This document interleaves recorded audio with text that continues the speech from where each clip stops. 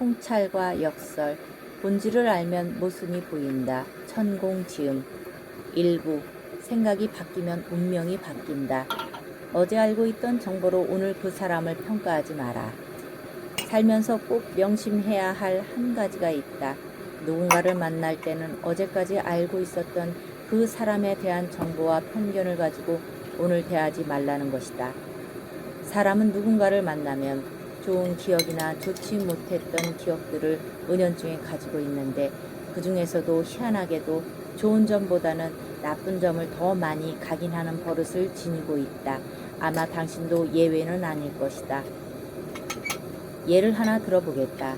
한 여성이 20여 년이라는 세월이 흐른 후에 오랜만에 고등학교 동창회에 가서 옛 친구들을 만났다. 쟤는 고등학교 때는 공부를 아주 못했는데 지금은 교수가 되어 있네. 쟤는 맨날 천방지축으로 놀았는데 지금은 잘나가는 의사 부인이 되어 있네. 쟤는 얼굴도 못생겼었는데 남편이 변호사네. 쟤는 돈을 엄청 벌어서 빌딩을 가지고 있다고 하더라. 쟤는 갑자기 부모님에게서 물려받은 땅이 개발돼 엄청난 부자래. 당신도 이런 경험을 종종 했을 것이다. 자신보다 훨씬 공부를 못했던 건 물론 얼굴도 못생겼고 집안이 가난했던 친구가 20여 년이 흐른 후에 다시 만났을 때 자기보다 월등하게 잘 살거나 많이 배워서 사회의 저명 인사가 되어 있다면 기분이 편치는 않았을 것이고 심지어 심기가 불편하고 배가 많이 아팠을 것이다. 왜 그럴까? 학창시절에는 내가 그 친구보다 공부도 훨씬 잘했고 얼굴도 예뻤는데 하는 우월감이 있었기 때문인데 그로 인해 나쁜 분별심이 일어났던 것이다. 한국인들은 사돈이 땅을 사면 배가 아픈 아주 못된 습성을 가지고 있다.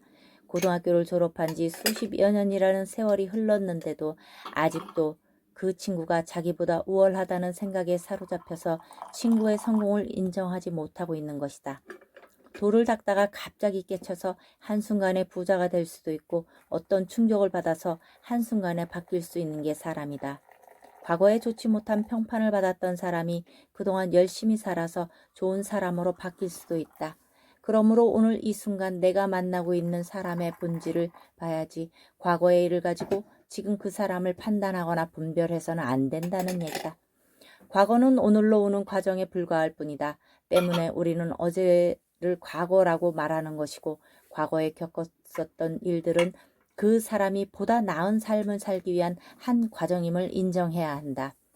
한순간의 실수나 잘못된 판단으로 일탈했다고 해서 그 후에도 그렇게 살았다고는 짐작하는 건 잘못된 판단이다.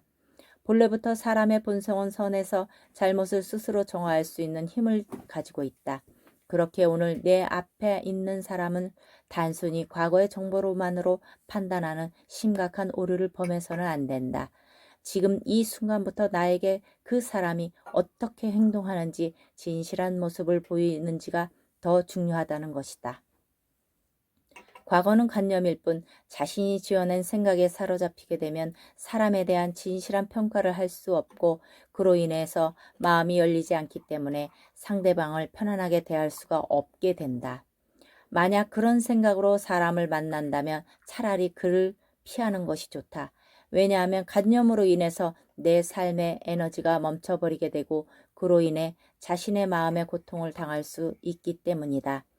사람을 만나는 목적은 삶의 에너지를 얻기 위함이다. 그런데 누군가를 만나서 오히려 자신의 에너지를 빼앗겨 버린다면 만나야 할 이유가 없다. 만약 과거의 정보로만으로 잘못된 판단을 했다면 그건 자신이 나쁘게 본 것이지 그 사람이 직접적으로 나쁜 짓을 한 것이 아니므로 단지 과거의 정보에 의해 나쁜 사람이라고 인식하는 건 좋은 삶의 자세가 아니다. 이런 사람은 좋은 인연을 만들지 못하거니와 사업을 한다 해도 결코 성공하지 못한다. 만날 사람이 에너지를 충족시켜줄 사람이 아니라면 차라리 약속을 하지 않는 것이 더 좋다.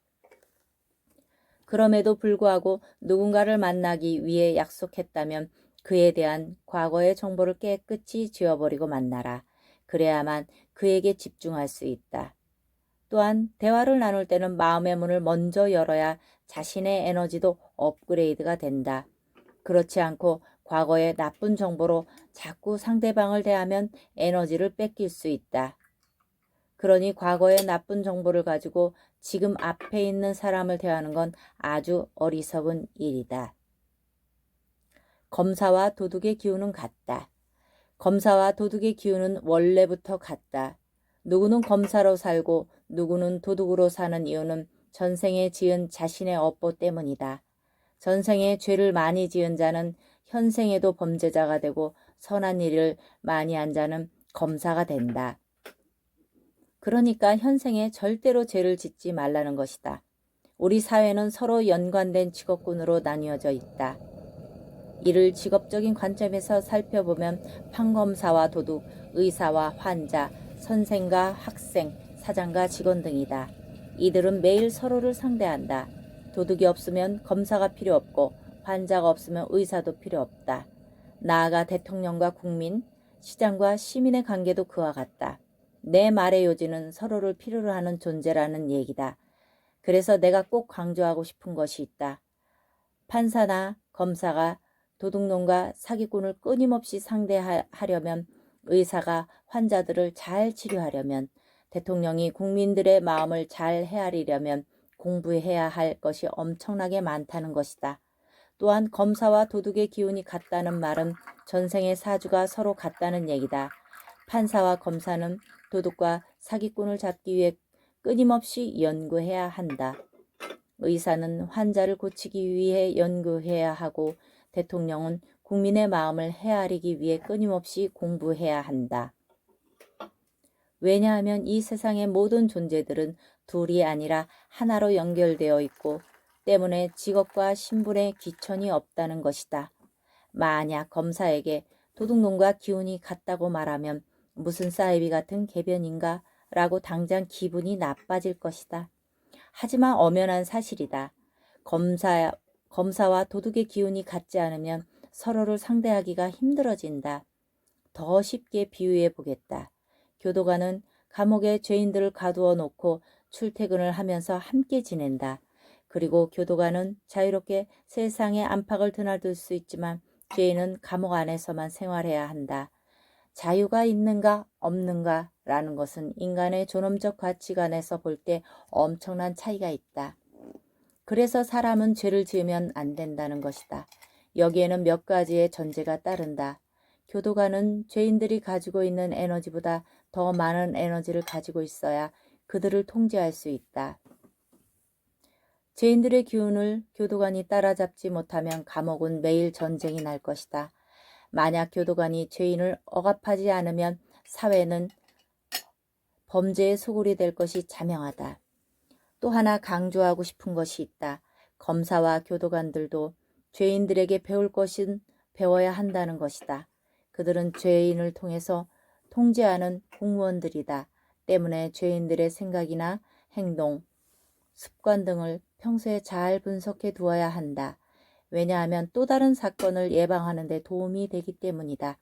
그래서 그들의 직책은 매우 무겁다. 만약 그들이 죄인을 가두는 데만 애를 쓴다면 그들은 공무원으로서 자격이 없다. 조금 더 설명하면 특수 공무원인 검사와 교도관은 죄인들과 함께 보내는 일과와 마음의 감정들을 매일매일 기록하라는 것이다. 이를 3년만 지속하면 교정 분야에서 1인자가 될 수 있다. 사람은 어떤 자리에 있든지 간에 수행을 멈추지 말아야 한다. 3년 동안 자신이 느끼고 보아온 교도관 생활을 적은 글이 후배들에게 조금이라도 도움이 된다면 이보다 더 좋은 일은 없다. 어쩌면 그는 큰 공을 세우게 될지도 모른다. 이렇듯이 교도관은 교도관의 길이 있다. 단순히 죄인을 감옥에 가두는 일에만 전념한다면 그의 기운은 죄인인 것밖에 되지 않는다. 죄인들도 마찬가지다.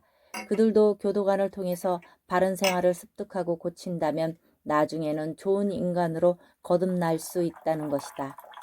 그래서 검사와 도둑의 기운이 같고 교도관과 죄인의 기운이 같다고 말하는 것이다. 단지 그들은 현생에 지은 업의 결과로 극과 극으로 갈라졌을 뿐이다. 사람은 어떤 분야에서 일하든지 자신의 자리에서 최선을 다하고 떠날 때는 반드시 남기는 것이 반드시 있어야만 한다.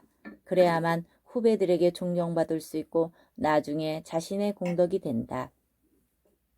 전생이라고 해서 꼭 우리가 태어난 이전의 세상을 말하는 게 아니라 우리 일상 속의 직책과도 깊은 연관성이 있다. 기업도 마찬가지다. 자신이 앉은 자리에서 항상 최선을 다하고 떠나면 나중에 온 후배가 빨리 성장할 수 있다. 따라서 전생과 내생은 지금 우리가 살고 있는 이 자리를 뜻한다.